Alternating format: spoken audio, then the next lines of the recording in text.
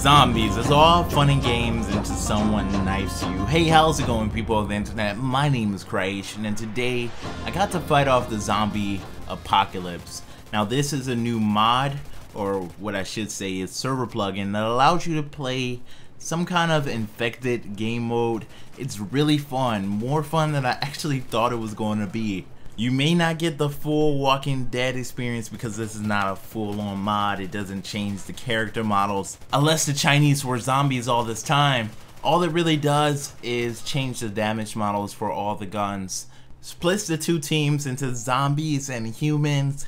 And if a zombie knifes you, or if you knife a zombie, which I found out a bit later, you become infected. And you have to search for other players to infect. Now, this is a very fun game mode, and I would recommend you guys go and play it. I will have servers that you can play on in the description. It is unranked, so you don't have to worry about your KD ratio.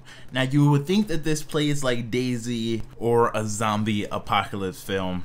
Well, you are wrong. It is Camper's Heaven, and it's a very enjoyable game mode, even though it's like that. You can use smoke grenades and flashbangs to climb your way up and through the crowd of shooting guns that are coming at you.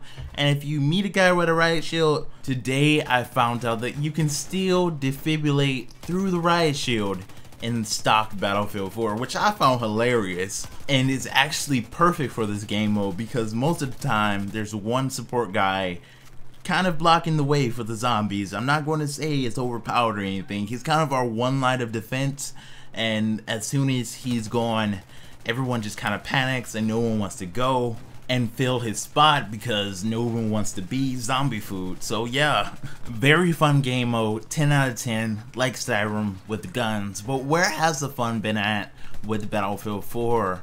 Often we see kind of this too serious game, even though there's Easter eggs pretty much everywhere.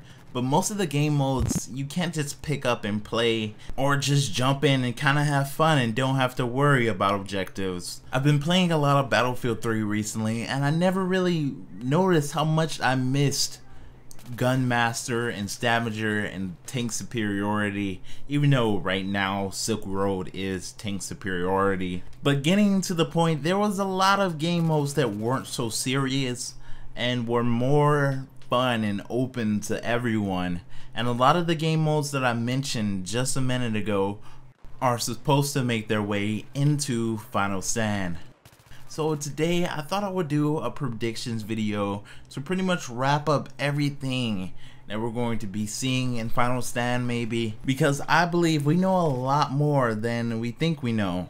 So we have the 4 map names. They're not official, and I strictly believe that they're development names and are not going to be called this when they fully come out, but they do give us ideas of where the maps are located. So here are the development names: Titan, Subbase, Arctic Research, and Walker Factory. Now I have a good explanation of where each map may be located. So Subbase is obviously a subbase somewhere. Walker Factory may take place in a sugar factory on the coast of New York, because I think the factory is related to Kyra Walker. Not really sure how they're connected, but that's the only factory that I could find. We know that in the multiplayer storyline that China is really pushing the Americans and Russia back. So maybe in Final Stand we see a full victory for China. Also, then we start getting to the more interesting map predictions, is that of Titan. Titan, I believe, is going to be a nuclear facility.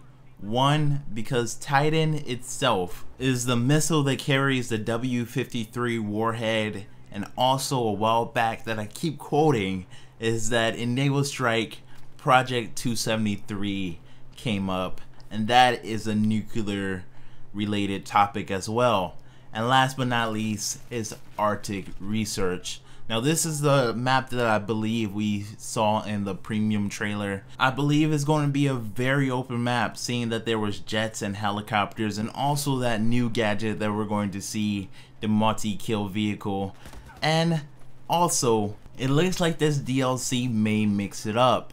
We may have one map that is extremely large like Arctic Research. We may have 2 smaller maps and 1 medium-sized map. I do believe the Levolution is going to be cranked up quite a bit, and that some of the maps are going to be destroyed, or you can do a bit of destroying. Not really sure about Nuclear Levolution on Titan. Maybe you will be able to launch a missile and somehow that changes the map layout. That seems more likely, but Nuclear Levolution is always welcome, along with these new game modes that are supposedly coming. And if I had to predict the weapons that we would be getting, they'll be Chinese, because it really seems like the Chinese are pushing us in, and they may just focus on the Chinese through this DLC. So I really hope you guys enjoyed this video. If you did, make sure to leave a rating and subscribe if you want to stay up to date with Battlefield 4. I'll see you guys in the next one. Stay bright up.